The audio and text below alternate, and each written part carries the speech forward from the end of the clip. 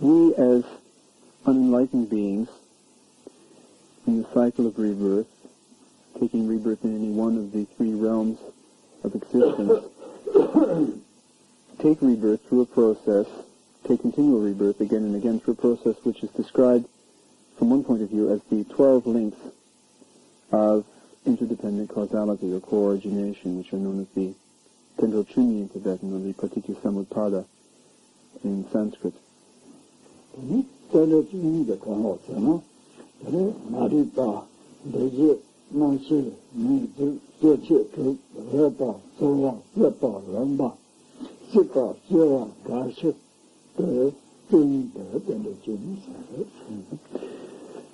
These 12 links in this chain are, simply to list them briefly, ignorance, karmic formations, consciousness, in the sense of discursive consciousness, duality, which is literally termed name and form in this particular system, the 6 sense fields through which the mind experiences the world, the contact between those different kinds of consciousness and their objects, the sensations which this produces, the craving or attraction which this produces, a level which is known as literally acceptance or taking, which is one step further to this attraction, leading to a process of becoming, which leads to a process of birth, and then from that aging and death. These then, in brief, constitute the 12 links of this cycle or chain.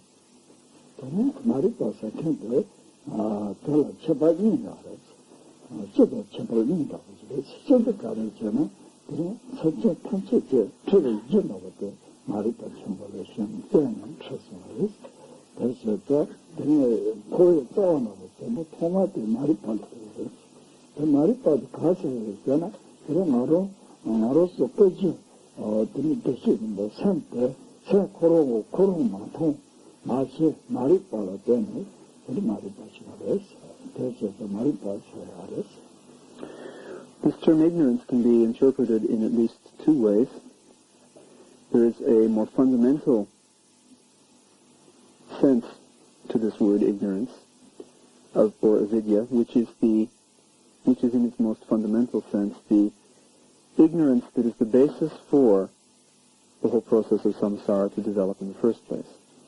Something that we, as beings in this cycle, that each and every being in this cycle of rebirth experiences as part of their makeup on some very fundamental level. In this sense of the word, ignorance or vidya as the universal basis for the illusory process or the confused process we know as samsara, in this case it is simply the lack of direct experience by the mind of its own nature. The fact that there is this lack of direct experience, that the mind does not see, does not perceive, is not aware of its own true nature, is a level of ignorance, a fundamental level of ignorance. 선체서도 동화도 양양지 공지 인도다 동화도 양양지 통보하고 있어요. 선체서도 동화도 양양을 내서 양양을 내서 그래서 선체도 소진으로 쳐봐도 그래도 말이 쳐봐도 쉐거야 됐어. An unenlightened being, then, in the cycle of rebirth, in the cycle of samsara, the experience of that being is continual frustration, pain, confusion, suffering. This being then experiences a whole heap, a whole mass or aggregate of suffering, confusion, and pain as a result of this fundamental ignorance. On the other hand, the Buddha, a completely enlightened being, has transcended that suffering and pain, has transcended the pain of existence that an ordinary being feels. That, in fact, is one definition of the term nirvana, to pass beyond or to transcend this suffering and pain of conditioned existence. The criteria for deciding between whether we are speaking of a Buddha or an unenlightened being, a sentient being, is whether or not there is this basic awareness. In the absence of this basic awareness, this fundamental awareness by the mind of its own nature, we speak of avidya, of ignorance, and we speak of an unenlightened being. In the presence of this fundamental awareness, we are speaking of a Buddha.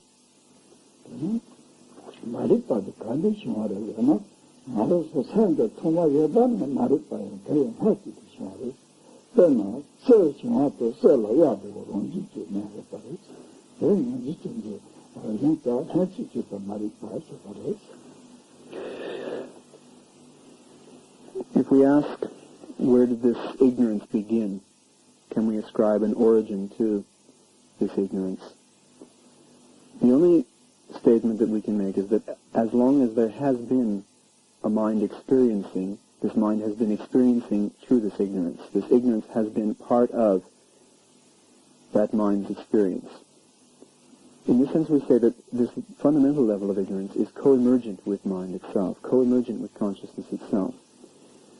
An example used is that of gold, the element of gold which oxidizes or begins to oxidize and form a tarnish the moment it comes into existence. The moment that there is gold, there is oxidation taking place and tarnish forming on the surface. The moment there is mind, and there always has been a mind experiencing, because there is this mind, there is ignorance present. It is co-emergent ignorance. This is the technical term which is used in an attempt to describe the simultaneity of consciousness itself and this fundamental level of ignorance.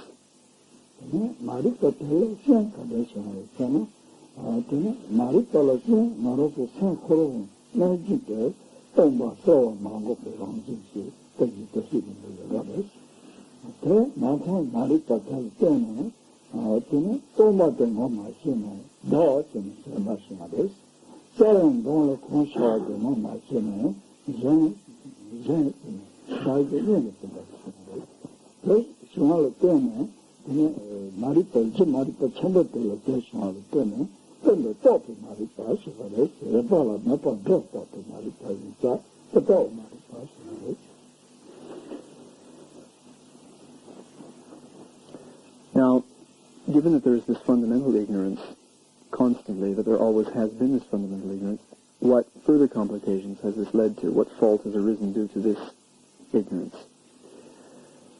The point is that, fundamentally speaking, the nature of our minds is what we term Tathagata Garbha, the Buddha nature. A state of mind which is empty, essentially empty, which is lucid and clear by nature, and which is dynamic and unimpeded in its manifestation. Now, this fundamental level of ignorance prevents, or rather is, the absence of the direct experience of that true nature of the mind, the Tathagata Garbha. Because there is this lack of direct experience, this implies that further distortions continually take place. The essential emptiness of the mind, in not being perceived directly, experienced directly for what it is distorted into the experience of a self or ego. The clarity or lucidity of the mind, the ability of the mind to give rise to any experience, is instead projected into something other than that subject or self. Therefore, we have a subject-object split at that point, at that level. Due to this fundamental lack of ignorance, the further distortion takes place of the emptiness of mind into the subjective pole and the clarity or lucidity of mind into the objective pole, which are then perceived as entirely separate and independent one from the other. This is a second level of ignorance, this expression of the mind on this level of dualistic clinging, which is termed a more conventional kind of wisdom, which labels or which posits something which in fact does not exist. The second level of ignorance then posits a self and an other, a subject and an object, where in fact there is no such thing, ultimately speaking. They are mere distortions. They are, however, taken as ultimate reality, posited by this level of confusion as the ultimate reality.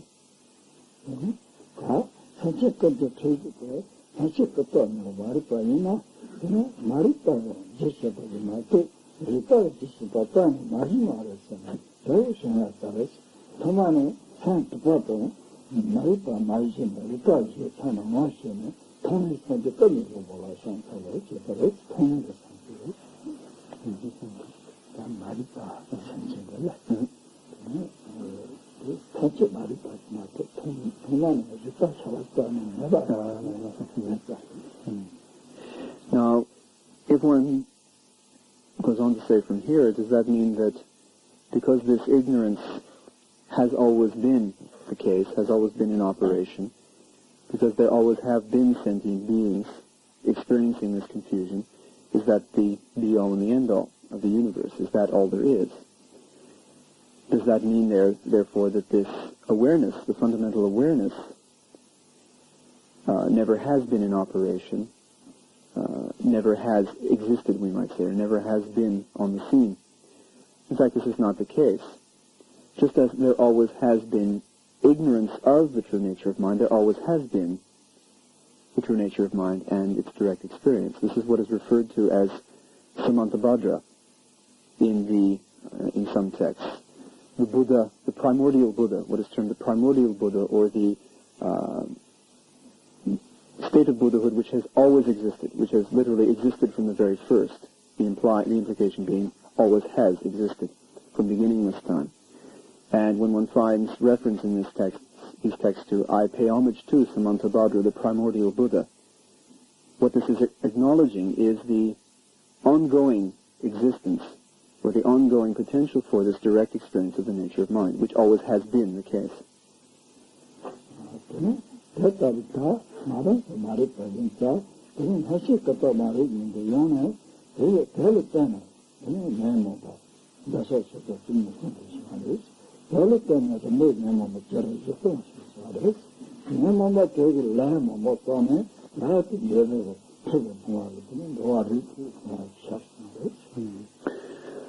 The point is, from our own personal situation, we have always been experiencing these two levels of ignorance, the co-emergent fundamental ignorance and the more conventional dualistic clinging, which is the operation of ignorance in positing subject and object as ultimately real and ultimately independent identities or entities. Based upon that, there has been continual emotional confusion arising in the mind, the relationship between that subject and that object, that perceived subject and that perceived object. Based upon these very complex emotional states which develop, in the text list 84,000 emotional states to which an unenlightened being is subject, based upon these emotional states we act. We have always been in states of existence where the mind has acted on its own and through the body in physical, verbal, and mental ways, creating what we call karma, creating and reinforcing tendencies which continue to fuel the cycle of rebirth, leading the mind to one state after another of confused, distorted experience, rather than ever discovering that true nature. We therefore have always been experiencing the operation of this fundamental ignorance, this more conventional dualistic ignorance, the emotional confusion based upon that, and the karmic tendencies which are a result of that emotional confusion. then such a project, no root to the matter, then my body is enough, then root the motion of the child. That is enough, but this is something very true, no matter, but the fruit is, then I am true to the matter, I am scarlet in the pen, not taking the girl, Matiana, not that, not to the matter, children, not to the daughter, not to Diana, did that in Matiana, not to mathematical, quoting Doriaris, then I told her, quote, the want to come in with Doriaris, they said that, but that, well, mathematical is true in this case. We find discussions then in the texts of the 6 classes of beings, the 6 kinds of life of physically embodied beings that exist in this universe. People often ask, well, is that all there is to it? Is there only the 6? Does that represent the sum total of possibilities for existence in this universe? Well, we could add a 7th. We could say, for example, that the mind of a being in the bardo state, in the after-death state, before physical embodiment, could count as a 7th class of being, because in fact, that the mind of that being has not committed itself or been committed through its karmic makeup to one or another of these 6 classes. It depends upon how you want to look at it. We could, in an attempt to find yet more possibilities for the mind within the cycle of rebirth, we could classify the bardo state, the after-death state, as a 7th class. But on the other hand, the situation of the mind in the bardo is rather like the situation of a person at the crossroads of 6 roads leading in 6 different directions. And the person is standing right in the middle of that crossroads. Now, they're going to have to go in one direction or the other. If you want, you can classify them as something separate from those 6 because they haven't yet committed themselves. But sooner or later they're going to. And the only direction they're going to have in which to go is one of those 6 directions. So in a certain sense, the mind in the bardo state does not officially, we might say, become classified under one of these 6 realms of existence in samsara, but it must end up in one or another of those, given that enlightenment has not occurred.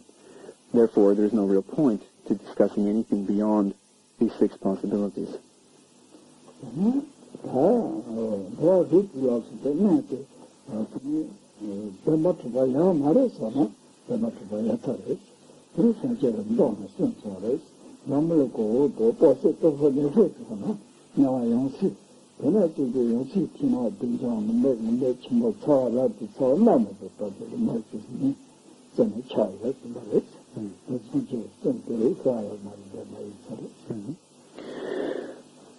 If we attempt to deny the existence of these 6 states of being and say, well, it's all just hypothetical, it doesn't really exist, there seems to be a certain basis, a certain reason for assuming that, in fact, these realms do exist.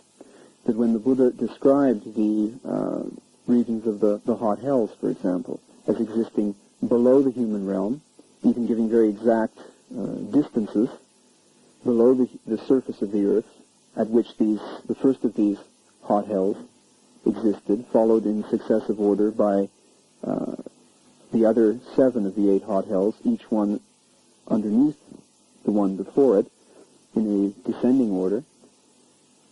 When the Buddha was teaching in this way, teaching these sutras, he was not lying. He was not making up things in order to entertain people. There seems to be a basis there for saying these realms, in fact, do exist. The beings do experience these realms in the way that the Buddha described them.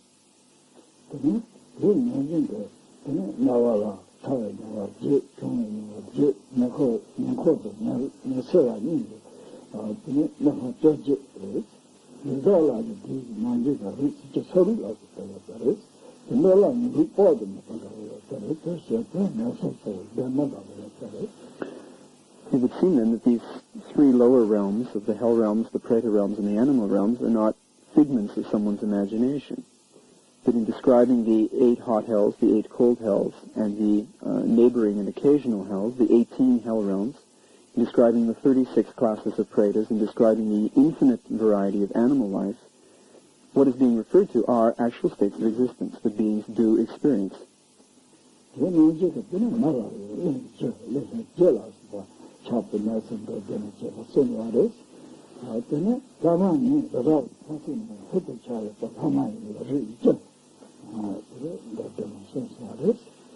개념적으로 하면은 자신이 이제 전화가 번호라 끊어서 지자신 은 타라 단계 저까지 좋은게 받고 달라를 뒤쳐도 나서신다res. In the case of the higher realms, too, the sutras speak very extensively about the human realm, not only the realm that we are normally accustomed to calling our own human realm, but what are described as the 4 continents and 8 subcontinents, all populated by human beings, beings that fall within this realm of the human state of existence. The asuras, or demigods, described as being of 4 classes which live on the slopes of the central mountain of the universe. The 6 realms of the desire gods, the first of these inhabiting the upper slopes of the mountain, the heaven of the 33 gods on the summit of the mountain, and the higher realms of the desire realm, 4 in number, making a total of 6. All of these are described as realms of experience that beings do experience.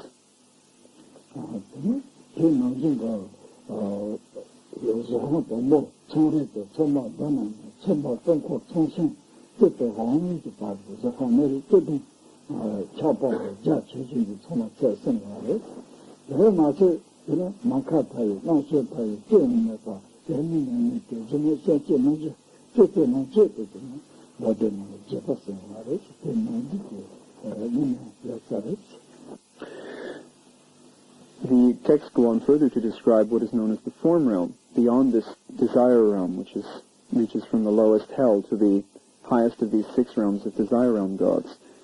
There are, beginning with the gods of the class known as the Brahma gods, Mahabrahma and so forth, there are 17 classes of gods in the form realm. There are further 4 states of purely mental existence, which are known as the formless realm. These are technically known as the states of infinite space, of infinite consciousness, of literally what is called nothing happening, nothing being perceptible, and the final state being known as neither anything nor nothing, a state of completely subtle mental existence in which there is no perceptible sensation at all. Now, this represents the pinnacle, we might say, of possible existence within the cycle of samsara. But what are being described here are not figments of some person's imagination, but actual states of existence that it would seem beings do experience, that there are beings at this moment experiencing those forms of existence.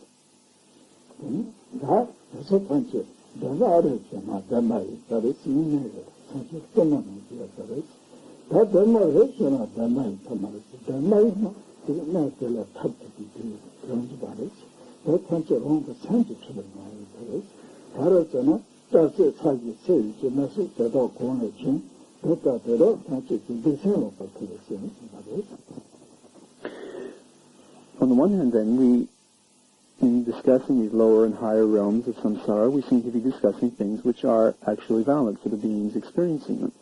That insofar as the Buddha described them, these realms are the possible states that a mind can experience within the cycle of rebirth. On the other hand, if we say, well, then are they ultimately real? Are we talking about real things in the ultimate sense of the word? Again, we can refer to the words of the Buddha, who said, or rather to the sutras, and in one point it is said, as far as the hell realms goes, this foundation or basis of flames and molten iron and the scorching and burning by the flames that the beings experience there, where does all of this come from? The Buddha has taught that these are the projections of an evil mind, which is to say that any and all of these states of being are only as real as the mind of the being in that state projecting that particular state of existence and experiencing it as though real. From the point of view of the individual being, because it is experiencing the projections of its own mind, this is real. On an ultimate level, however, it is nothing more than, or less than, the projections and experiences of that individual being's mind.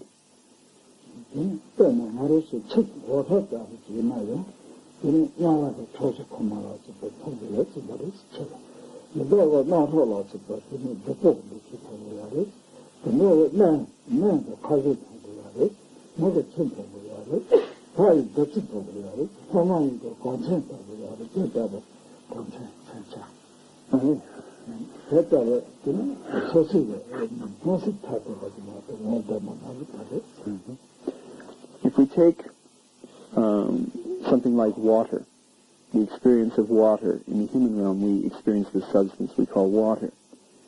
Now, that is nothing more or less real than our experience of it.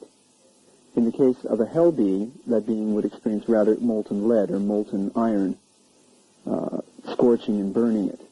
In the case of a preta, it would experience it as pus or blood or some other filthy or disgusting substance. In the case of an animal, some animals consider water their home. They live in the water. It is their environment, the environment in which they move. For a human being, it is simply something to drink in order to keep the body alive. For a god, it is nectar. It is a beautiful kind of ambrosia, the most delicious thing imaginable. For a demigod, it is a form of weapon, because that being's consciousness only sees things in terms of their value as weaponry or means of inflicting harm. The point is that if we try to say that there is such a thing as the ultimate experience of water, we are forced to simply conclude that it is only as valid as the human experience of water makes it. Because another being's state of mind will render it incapable of experiencing what we call water in that way. It simply will not experience that which we call water.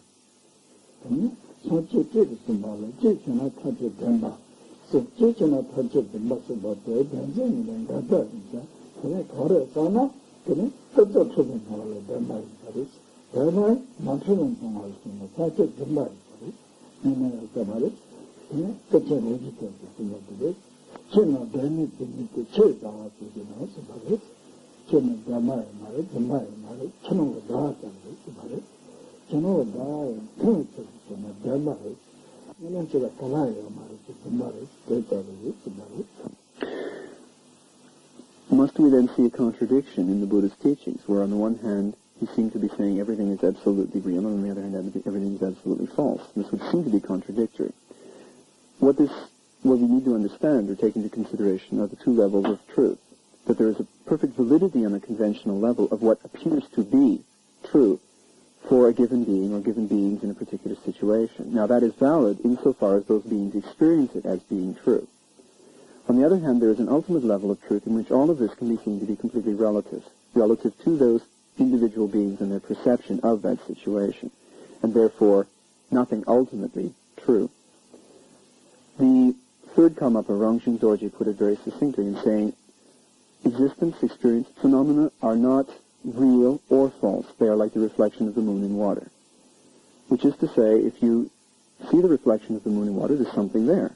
There certainly is some very tangible, perceptible, brilliantly apparent experience of the moon in the water, which is not the same thing as saying there is the moon, because in fact it is not the moon. There is nothing there. There is, however, a very direct and immediate experience, which certainly seems to be real. The same can be said of any of our states of experience, any phenomena that we encounter.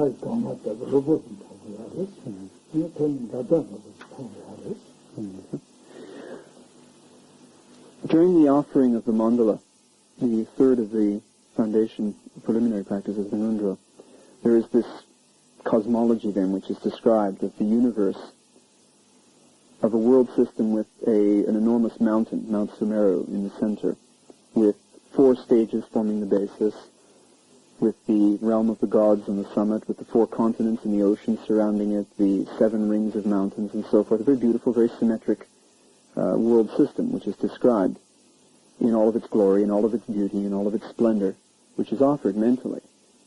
And then a Western person comes along with their view of the solar system and the planet Earth and so forth, and these spheroid bodies moving in space, and they see a very fundamental contradiction between what seems to be being presented as the accurate description of the universe and what they have been taught is the accurate description of the universe.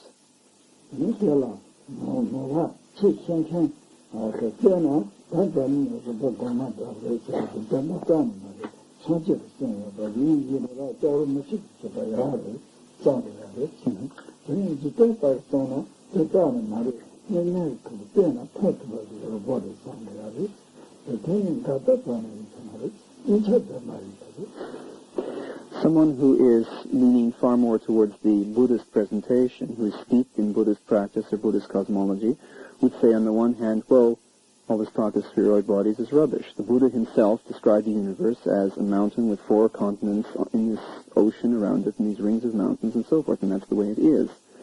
Someone with a purely scientific worldview would totally reject the spiritual worldview and say, no, we can go out and take photographs. We can actually see these spheroid bodies moving in space, so we know that this is real.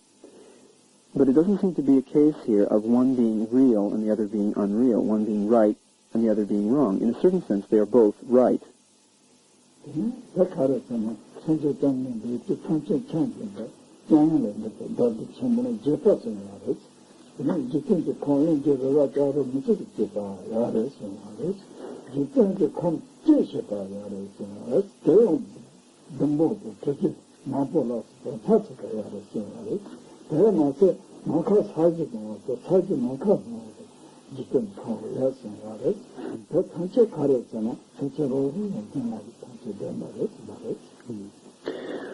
In one sutra, the Mahaparinirvana Sutra, the discourse delivered by the Buddha prior to passing into final nirvana, the Buddha discusses this problem and says, at one point, describes the universe from the point of view of these 4 continents and the central mountain, and said that is a perfectly valid world system, a perfectly valid worldview for certain kinds of beings. There are other beings who perceive the world in a completely different way.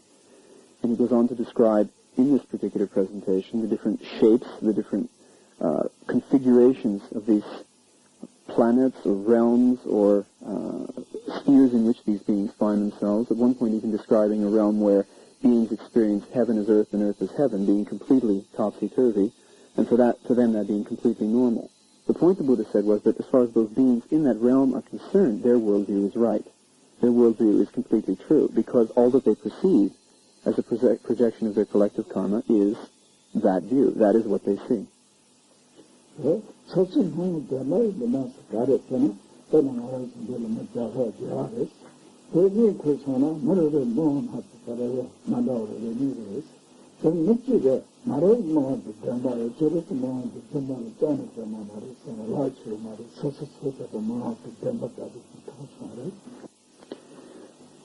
There is only a relative validity then to any of this. Suppose we, as a large group of people here in this room, all go to sleep at this point and each person dreams a different dream. We wake up later and someone among us insists that their dream was the real one. Everybody else had a false dream. I had the real dream. What sense does that kind of statement make? It doesn't make any sense at all. Each of us experienced our particular dream as reality while it was happening. For us, it was perfectly real, certainly as real as anybody else's in the room.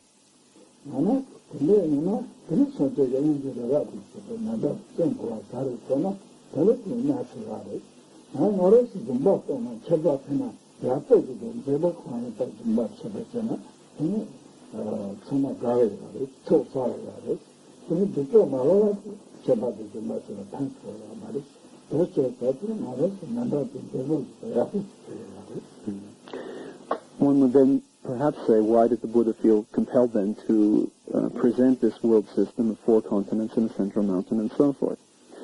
It has a spiritual value in the sense that when one is offering, if one is offering the universe, as when one is offering anything else, one offers the most aesthetic, the most beautiful, the most pleasing thing that one can find. That is the point of calling it an offering. One wouldn't take garbage, something worthless or something completely ugly and repulsive, and offer it and expect that to be considered some kind of offering.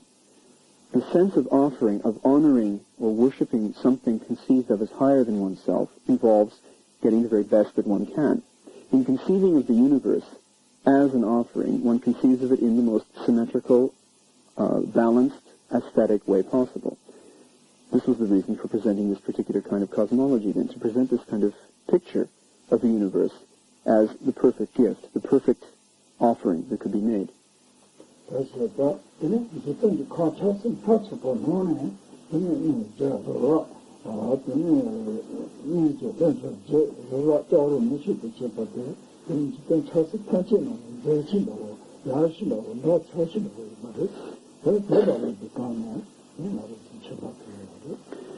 It would seem then that from among all the possibilities of ways in which beings can perceive their world in which they live, this represents one of the most aesthetic, represents one of the most harmonious, one of the most balanced and symmetrical plans of the universe, ways of seeing the universe that could be described.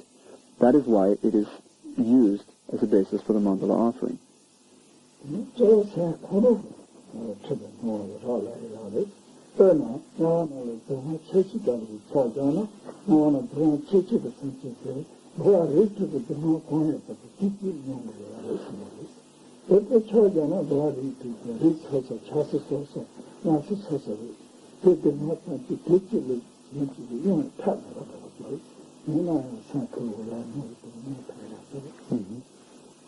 The fact that experience is subjective, entirely subjective in nature, that it is the mind experiencing what seems to be real out there, can explain for the fact that there is one class of hell beings described as the lowest form of life possible in the universe, and a being in that state will experience the suffering of all the other 6 realms of existence at one time in a single existence. Now, if we are attempting to concretize these 6 realms into actual physical places, and beings in those universes experiencing them passively, then it sounds a bit silly to say that one being combines all of that suffering, because the suffering is happening somewhere else. The suffering is in a realm physically separated, distant from the realm that that being is in. If we take into account the subjective nature of all that experience, though, it is perfectly possible for a mind to become so confused and so distorted that it could experience something which would be the equivalent of, the psychological equivalent of, all the suffering of all the other beings in the universe rolled up into one.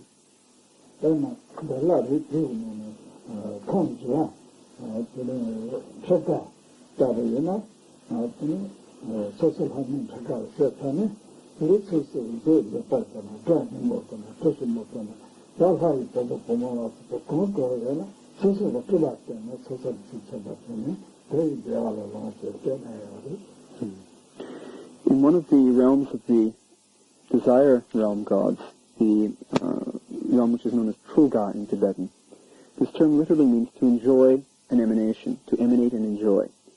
Because what this implies is, or describes, is that one of the fundamental characteristics of a being's experience in that state is that whatever is required, whenever there is something beautiful that one would wish to see, something melodious to hear, beautiful to taste, whatever, god or a goddess, whatever one wanted in the occasion, could be emanated from oneself as a projection of one's mind that would be experienced as concrete reality. For example, a god or a goddess emanating forth and offering to one exactly what was required, exactly what was wanted.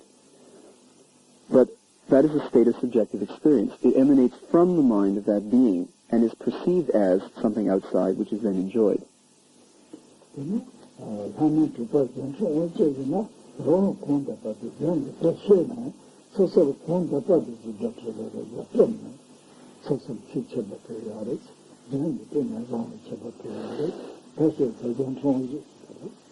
The next refinement on this stage is the 6th of the Desire Realm gods, which are known as Central Wangche, which means to take possession of the emanations of others.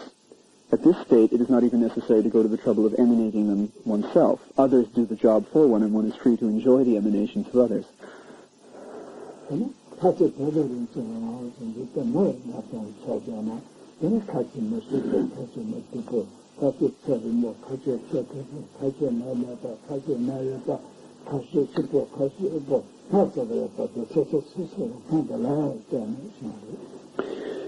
With this kind of view, then, of the subjective nature of a being's experience conditioned by karma, our human experience becomes easier to understand, because within the general context of human experience, some people live longer than others.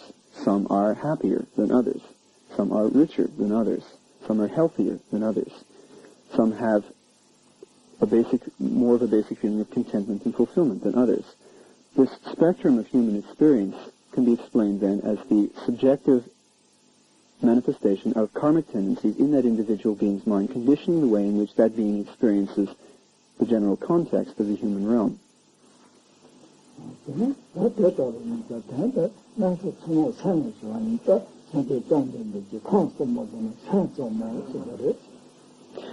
It was with this in mind, then, the subjective nature of all experience, that the Buddha could make a statement, as he did at one point, that the three realms are nothing but mind, are merely mind.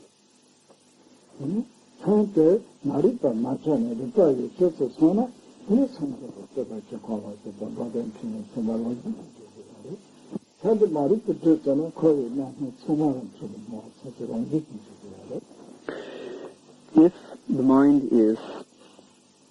has woken from the sleep-like ignorance, which is the lack of direct experience of its own nature, this is the attainment of Buddhahood. The qualities, the different kayas or aspects of complete enlightenment, the pure realms in which this enlightenment manifests, all of these arise spontaneously from the simple fact that the mind is in direct experience of its own true nature. If, on the other hand, there is a lack of that direct experience, if there continues to be this ignorance and this confusion in the mind, then the multiplicity of appearances in the cycle of rebirth continue to arise as a matter of course, simply due to that lack of direct experience.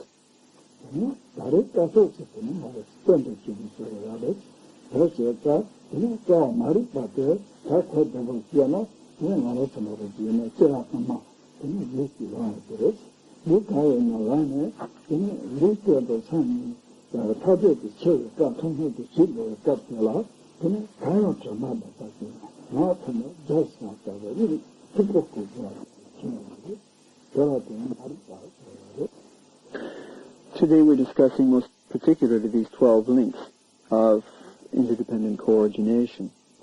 Now, one of the easiest ways to facilitate understanding of ignorance or any other of these links is to take a kind of time-scale view of this chain.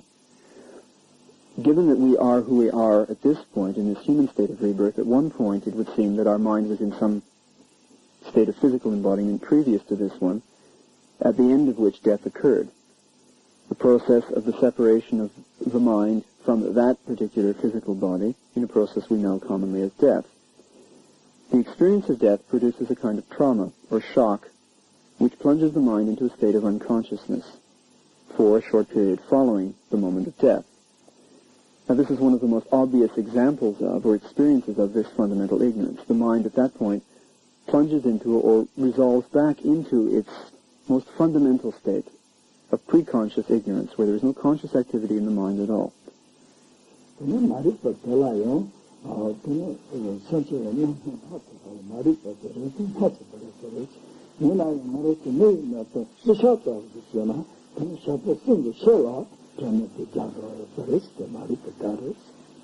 The duration of time, from our point of view, that the mind will experience this state of ignorance, this state of unconscious blackout, is a very hypothetical and very subjective question, because it depends upon the kind of being, it depends upon the particular time scale that one is used to.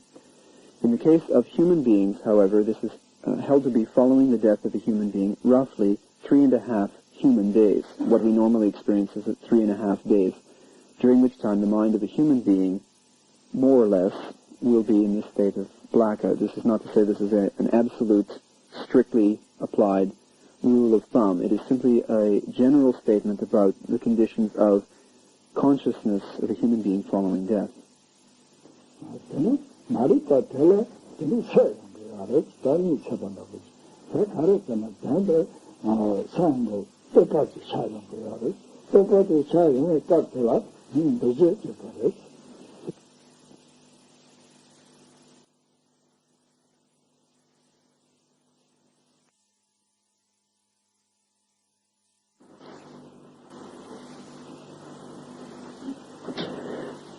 At a certain point, this period of unconsciousness passes and consciousness begins to stir again, reawaken in the mind. The activity of the mind begins to express itself then as consciousness, very primitive, very undeveloped at first, mere stirrings in the mind. This is the level which is known as samskaras, or karmic formations in the mind. However, this rapidly becomes more developed as an actual consciousness, an actual defined or discursive state of consciousness. So from this state of ignorance, if we are following the experience of the mind through the after-death state, there is first this state of fundamental ignorance, from which there are these first stirrings or formations which gradually emerge into a fully defined state of awareness or consciousness.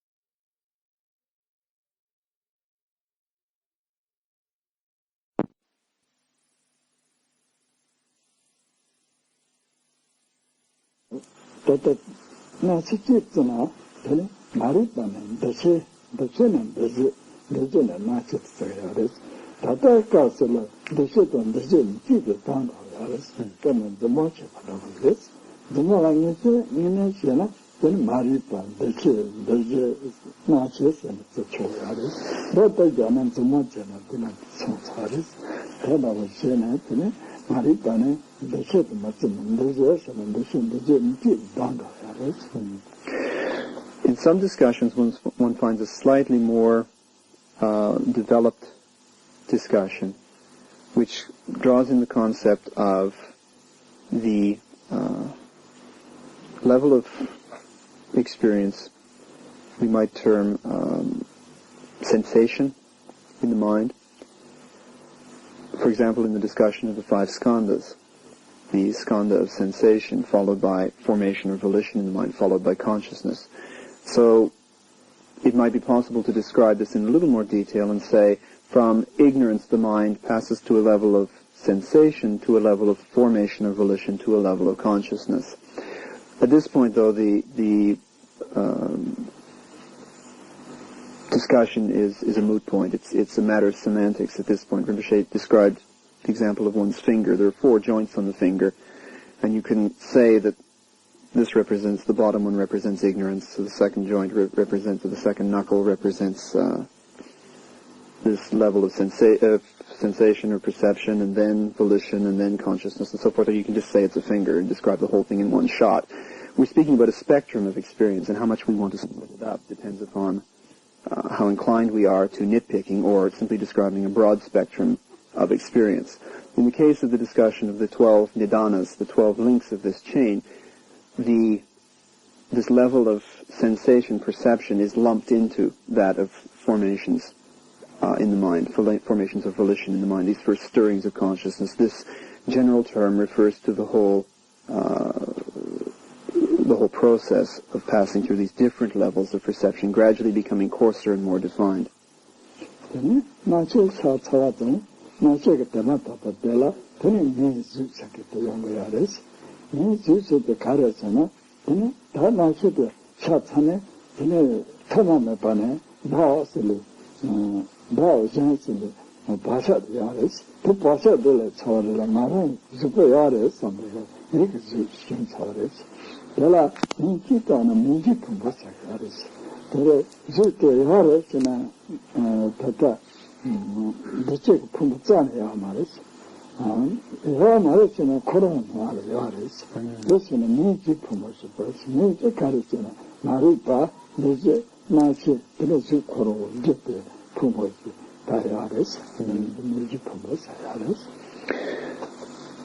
The next stage, or the next of these links or nidanas, is what is called name and form.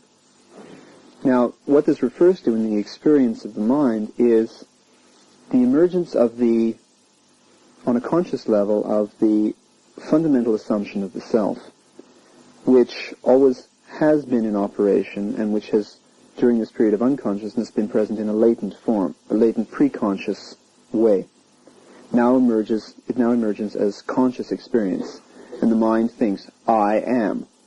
And as a logical extension to that, I have a body. I am embodied in some way. I am present in some way. This is the phenomenon which is known as the mental body of the Bardo state. The mind feels as though it is physically embodied. There is no flesh and blood physical basis for the consciousness on any objective level at this point. The mind simply feels as though it has a body and projects the image of a body or form. And so this level of name and form refers to the fact that the mind becomes aware of itself in a sense as an ego. It again experiences itself as something real, and therefore embodies itself in accordance with its usual tendency to feel, I am present, I am like this. This stage of experience is what is known as the Mingji Pungpo in Tibetan, which literally means the skanda or aggregate of 4 names, literally.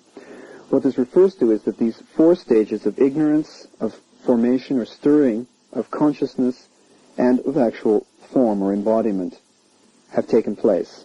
And because of this 4-fold process, there is now this aggregate of experience. There is this mind experiencing itself as an ego embodied in a particular form, which has nothing but an entirely subjective basis for the assumption that it is real. It is simply that the mind assumes that it is embodied.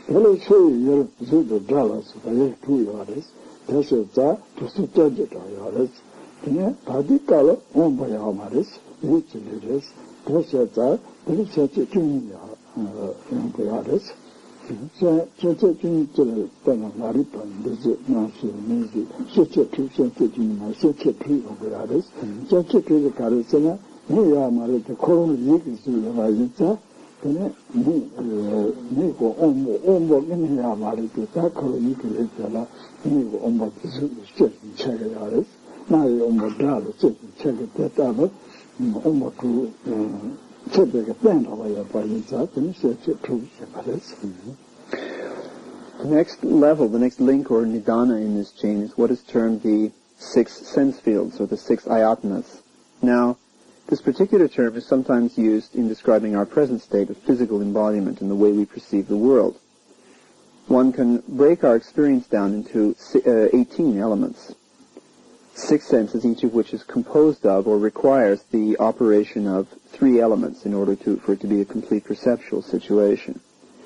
In the case of a human being, we have a physical embodiment with a certain objective reality perceivable by others and a certain objective reality to the physical world that we experience. We have the eye as the organ of sight, which, through the operation of visual consciousness, perceives form. So we have the 3 elements of the organ or faculty of sight, of vision, the visual consciousness, and the form which is perceived, the form which is the object of that particular sense organ or that particular sense field. And in each of the cases of hearing, of smelling, of tasting, of touching, and of thinking, there is this same operation of a kind of organ or faculty which experiences or comes into contact with a certain kind of object, and therefore experiences through that particular avenue of consciousness. In the case of this mind in the Bardo state, there is no physical basis. So we can eliminate all but the mental aspect. There is no physical basis, there are no eyes, there are no ears, and so forth. It is a completely mental body. There is no objective reality to the world. What there is the mind creating the impression of a body and then going to the trouble of creating the impression of an outer world which that body, seemingly, experiences through what corresponds on our level to the eyes, to the ears, to the nose, to the tongue, to the nerves, the skin, to the mind itself. All of this seeming to take place in much the same way that we now experience all of these senses taking place. The difference is that in that state there is no physical basis for the consciousness. It is a completely mental projection. It is a presupposition on the part of the mind that it has this form at all that can experience in all of these different ways. And so we only speak of 6 ayatanas, 6 sense fields. because there is no physical organ or physical object required for there to be a complete perceptual situation. The mind simply creates the impression of an eye, creating the impression of seeing a form. There really is all that we can talk about, all that we can talk about are the 6 psychological factors: visual consciousness, auditory consciousness, and so forth.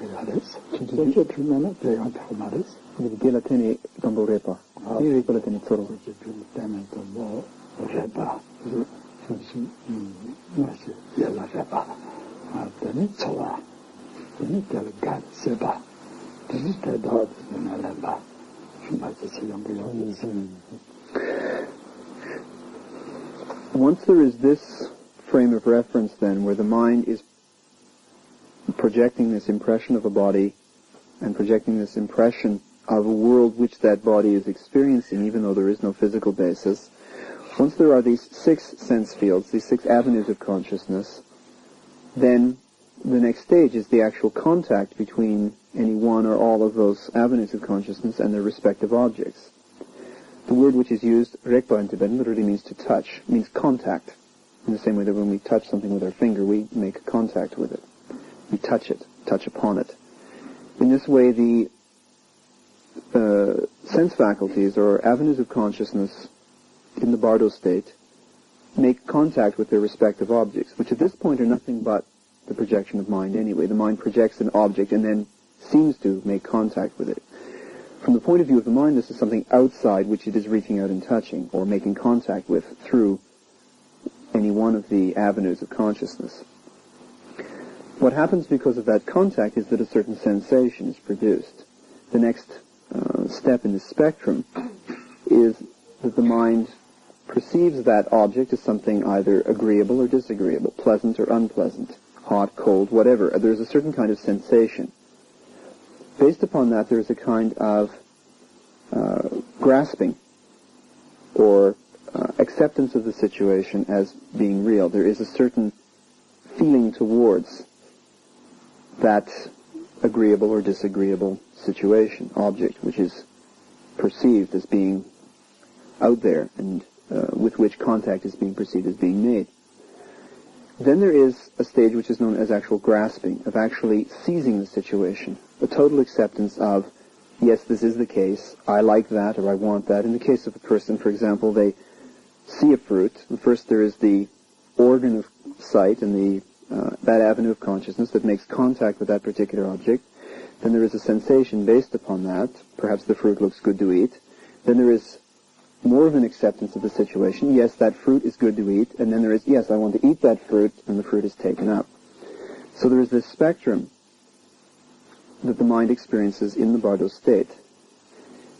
In the particular case of the mind in the bardo state, the after-death state, this grasping is what propels the mind towards physical incarnation, the process of rebirth, for example, in the womb of the mother, conception in the womb of the mother, or whatever. The mind is moved towards that state of re-embodiment on a physical level by this stage which we term grasping, or clinging to the situation, reaching out for that situation. And in this particular case, the most critical stage of that is involved in the process of actual conception into physical rebirth.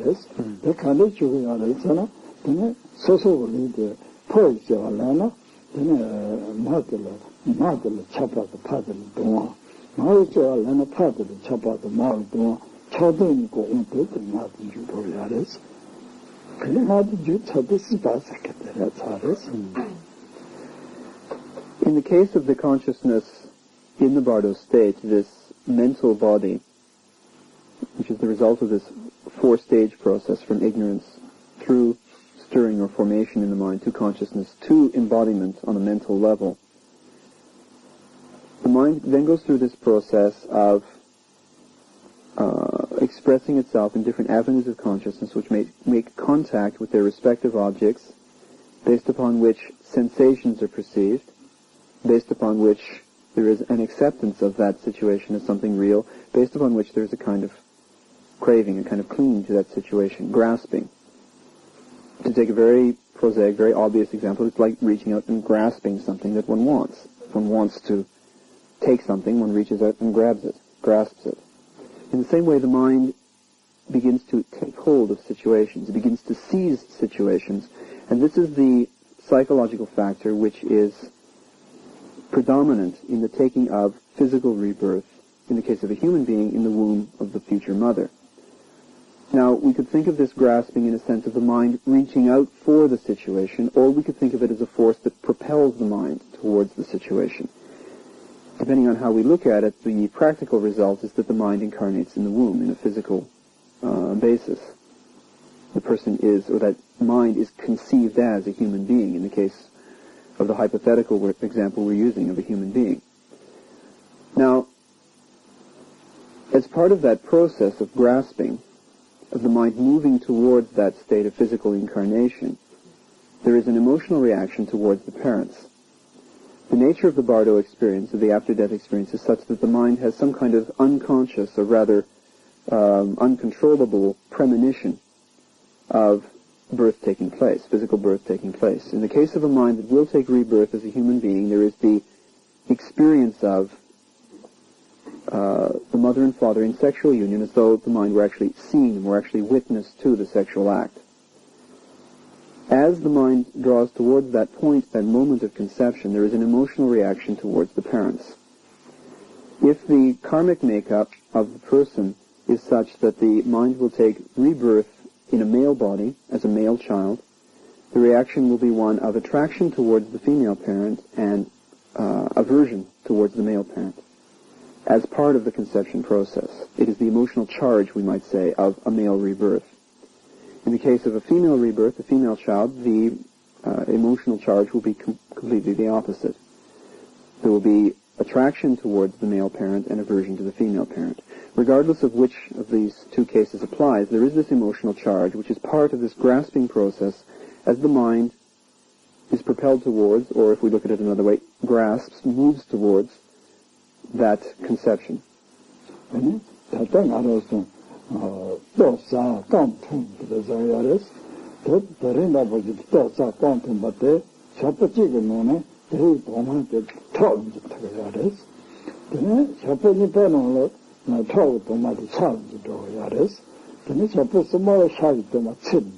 말이지. 텔레전에 자료를 찾아. 그 책이 좀 말까. 그때도 말고 뽕도 막 코아 까마스는 이제 그거 말이지.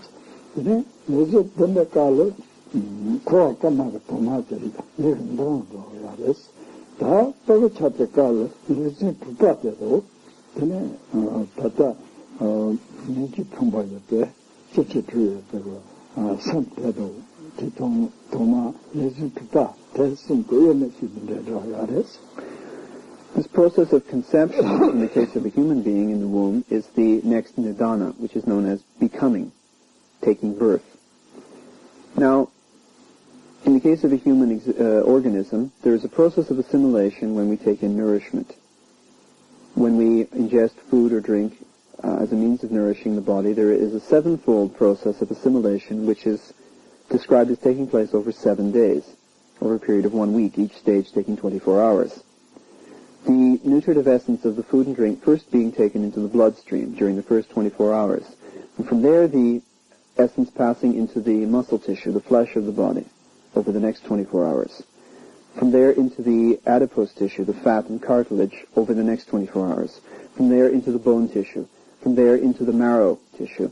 And from there into a stage, the 6th stage, which is known as the red and white bindu, which are intimately associated with the presence of sexual cells in the male and female human body, the spermatozoa and the ova.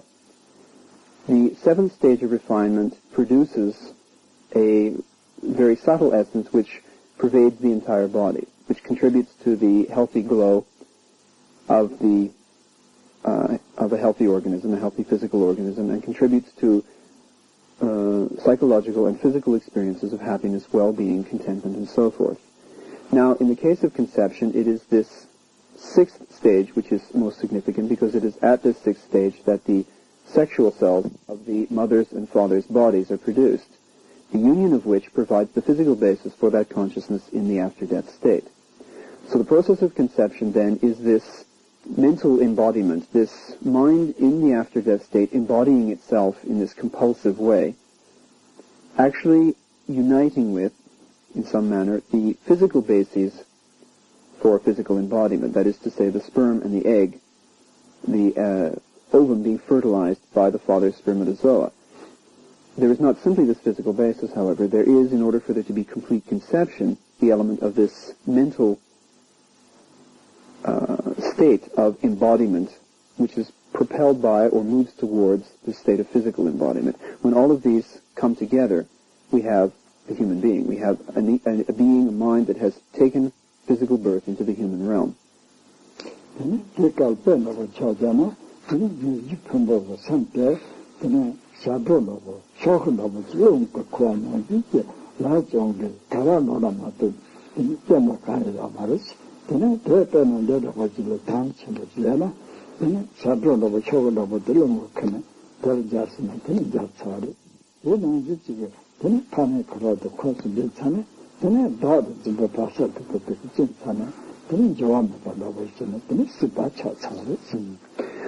This level, then, of becoming, of physical rebirth, represents a certain solidification, in a certain sense, stabilizing factor in the experience of this mind in the bardo state.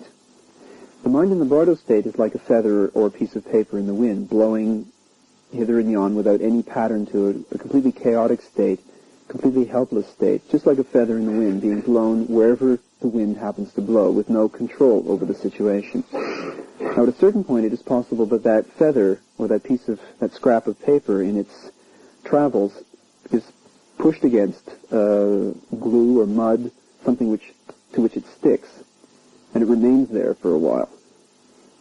Now, in the case of the mind moving through the bardo experience, it is a completely mental state of experience with no physical basis, but at a certain point, the impulses in the mind directed towards a certain state where it sticks to something in a psychological sense. In this case, it sticks to the fertilized egg cell in the mother's womb. It sticks to that physical basis. It becomes temporarily, for a certain period of time, united with that physical basis. That is the process of becoming. That is this nidana of becoming, taking existence, which represents a certain stability. The mind is no longer completely buffeted around in this purely mental state, but there is some solid physical basis for the experience at this point.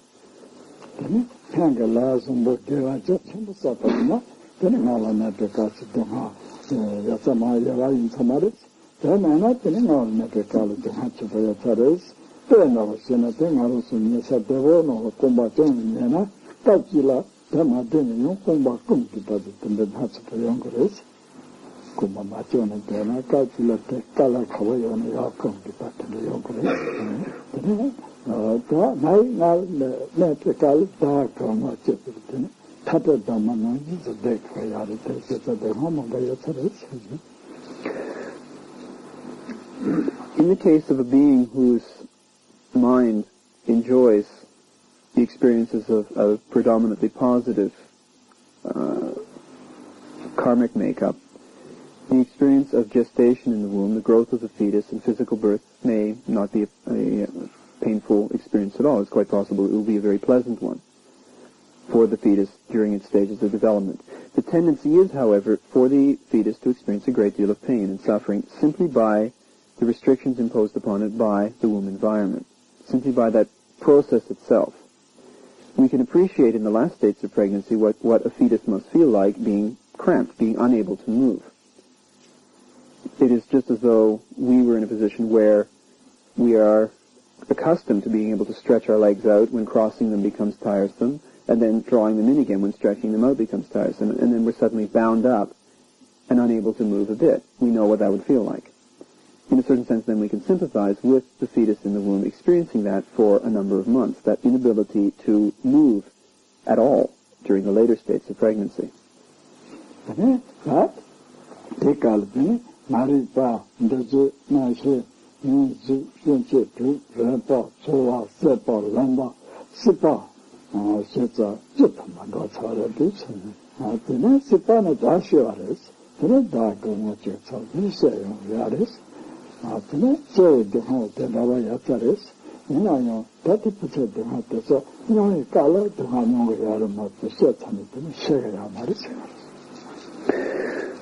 Up to this point, then, we have examined 10 of these 12 nidanas, or links, beginning with fundamental ignorance, passing through these formations, or samskaras, in the mind, emerging as full-blown consciousness, which embodies itself, expresses itself in a kind of mental embodiment, which then begins to manifest different avenues of consciousness, which then make contact with their respective objects, producing certain sensations, which are then accepted or responded to, which then leads to a kind of grasping or clinging to the situation, which then gives rise to this process of becoming. Now, the next logical step is that once the being is conceived in the womb and goes through this process of becoming, that at a certain point it takes birth. It is physically born into the world once it becomes able to function as an independent unit independent from the mother's body. And this, again, is, by and large, a painful process. It is not an enjoyable experience for birth to take place. However, for the mind of the being going through this process of being born and experiencing this suffering, once it is over, this is something which is largely forgotten. It is certainly experienced at the time as conscious pain while it is happening. But even the memory of birth is something that most of us are not capable of. Once it is past, it is past. We have emerged into the physical world as complete individuals, separate from the mother's body, and then it is finished.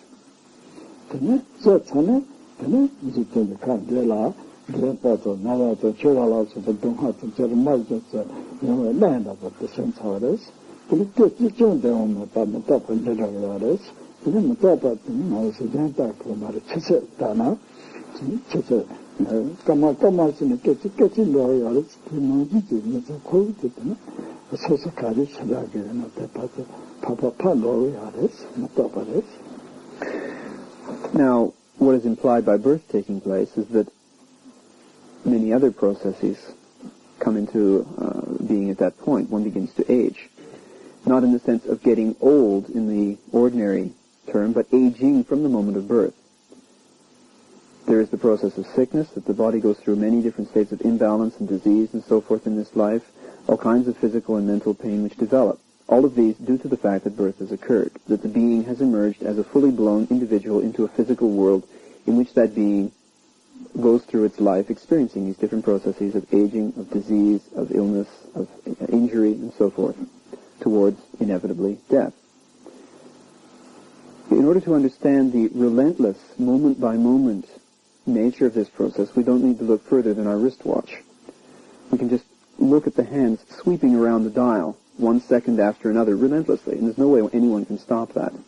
From the moment we are born, we are inevitably marching towards that moment of our death. We have no idea when that is. There is no guarantee that it will be at such and such a time or another time, but we do know that it will occur, and we do know that every second that passes, we are 1 second closer to it.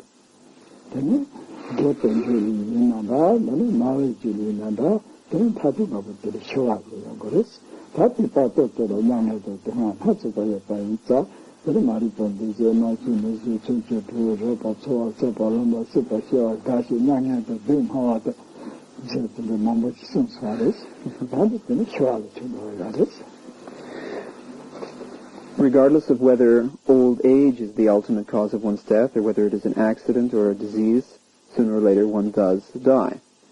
Until such time as one does die, one experiences many different kinds of pain and suffering and frustration in this life, and the process of death itself is very painful.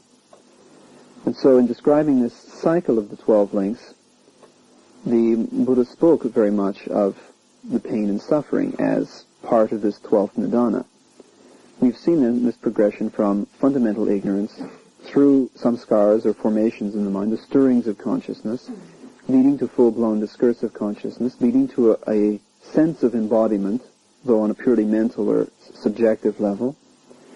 The expression of that as different avenues of consciousness, establishing contact with different forms of perceived objects, creating sensations, which are then accepted or responded to, leading to a sense of clinging or grasping to the situation, of being propelled into a kind of becoming, which is, in our case, the physical conception in the womb, leading to birth, which therefore leads to aging, suffering, and finally death.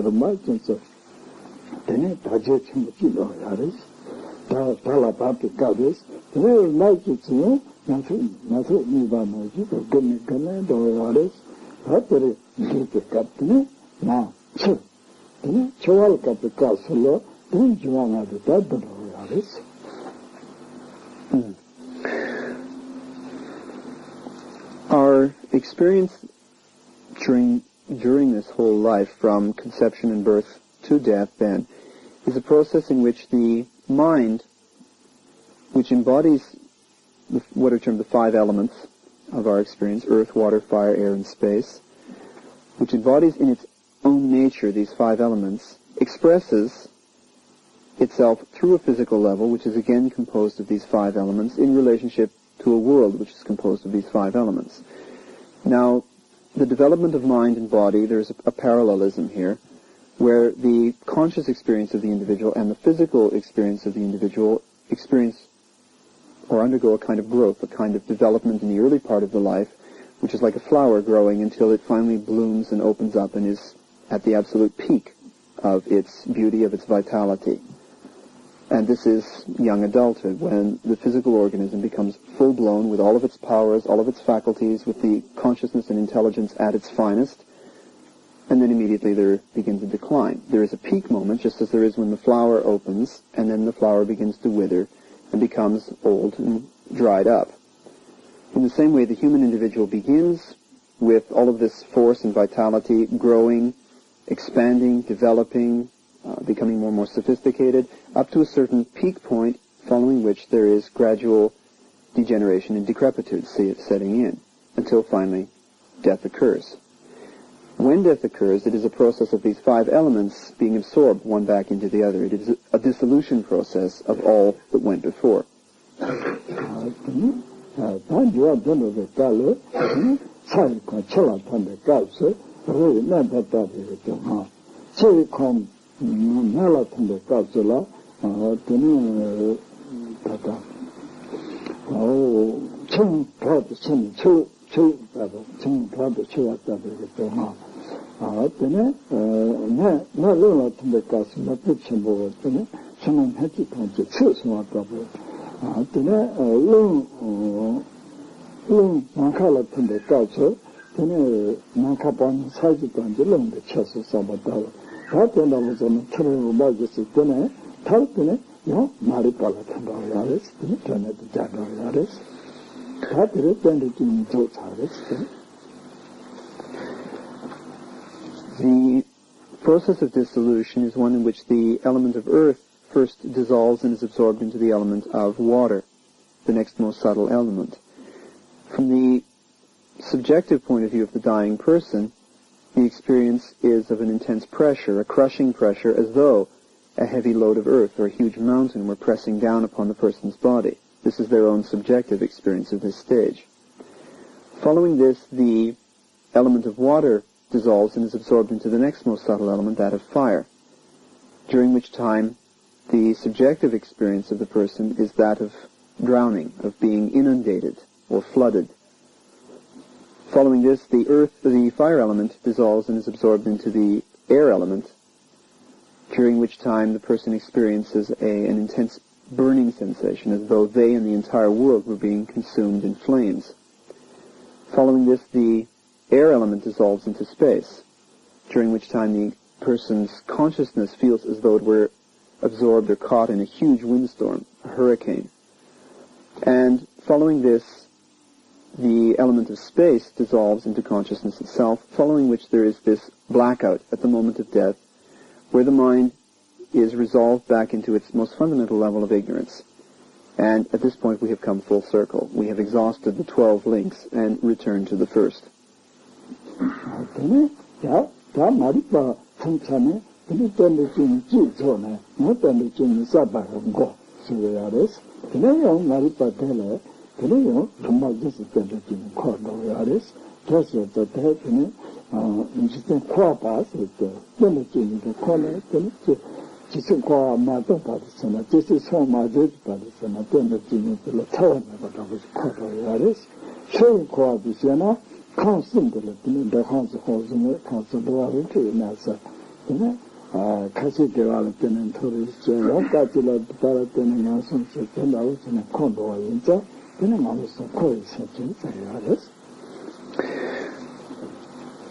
This way of understanding the 12 links, the 12 nidanas of interdependent causality and co-origination, is a way of explaining the cycle of samsara. This is, we might say, the personal aspect of samsara. But there is this cycle that always returns the mind to the same place, to the same experience, the same kind of experience. From this ignorance to which the mind has now returned, formations can develop, will arise, leading to the experience of consciousness, leading to the experience of mental embodiment, to the avenues of consciousness, and so forth. The whole process will take place again, and again, and again, over and over again. It is a vicious cycle which cannot be broken. It is the process through which the mind is forced to go again and again and again in an ongoing, repetitive cycle, infinitely, without end. That is one definition of samsara. That is perhaps the personal definition of samsara, that the mind of the individual being experiences these different parts of the spectrum over and over and over again. There is what we might call a more public definition of samsara, and that is this view of the 6 realms, 3 higher and 3 lower, which represent the possibilities of physical rebirth for that mind, the different gates through which that mind may emerge into physical waking existence before passing once again into the after-death state and then into another state of physical existence. At this point, then, we have the idea of a cycle because there are these 3 higher and 3 lower realms through which the mind is constantly moving in one or the other. This is perhaps a grander version of samsara, a more public, more collective version of samsara, but it remains this closed circle, which the mind will continually experience as long as that is not transcended, as long as some process of liberation does not take place. That is what we as samsarans, as beings in the cycle of existence, experience on both a personal, public, and a public level. This constant process of taking physical rebirth in one or another of the 6 realms of existence.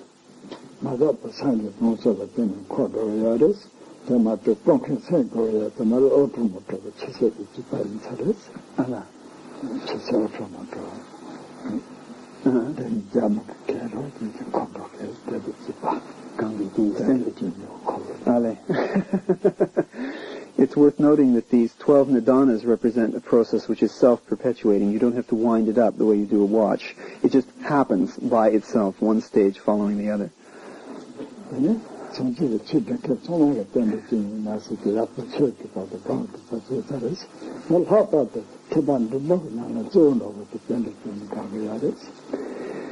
Given that it is important to acquaint oneself with the different concepts of Dharma and the different approaches, it is particularly in view of what is termed the intermediate vehicle, the Pratyeka Buddhayana, that this concept of the 12 nidanas is most important. It is in the teachings on this level that one will find these concepts of the 12 links most emphasized and most used as a subject or basis for meditation.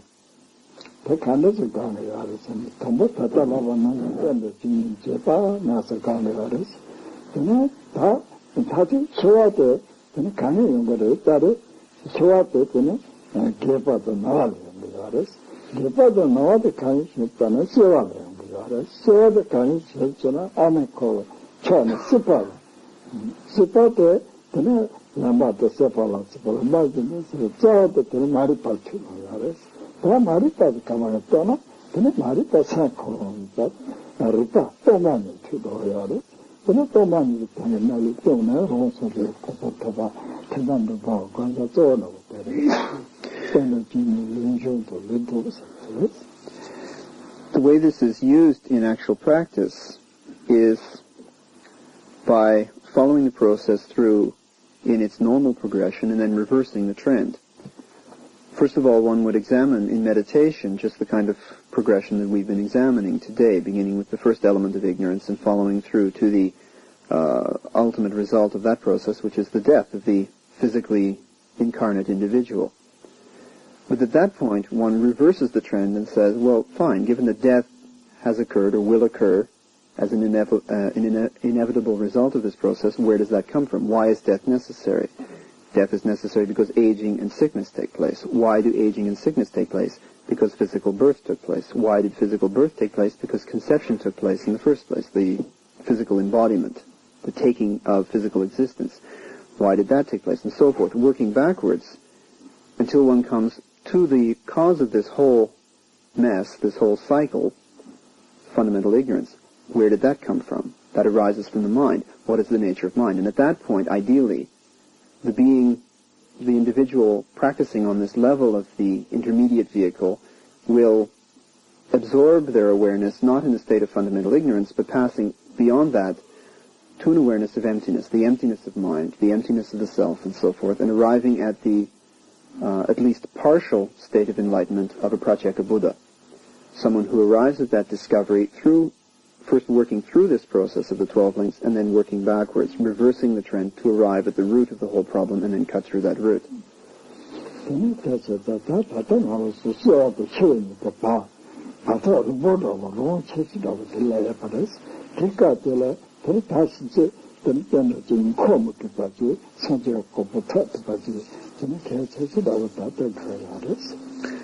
We find ourselves then between these two significant events of our birth and our death. We are still in the waking state of existence, which represents, from our point of view, perhaps the longest and most fruitful period of time that the mind is ever going to spend throughout this whole cycle of the 12 links.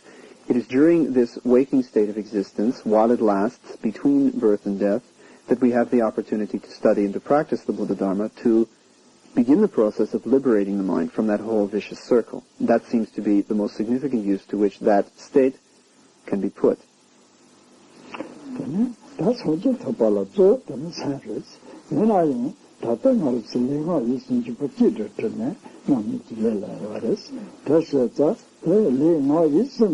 다른 뒷바본지 그라트 버스나 선자도 다 쳐버도 봐봐지 뒤터가 하루 그래서 자기는 이마 있으니까 제가 공에 받도 컨트롤도 듣고 그러지 지금 나가 최신다고 그랬어 저는 그래서 저를 가수를 대화 하나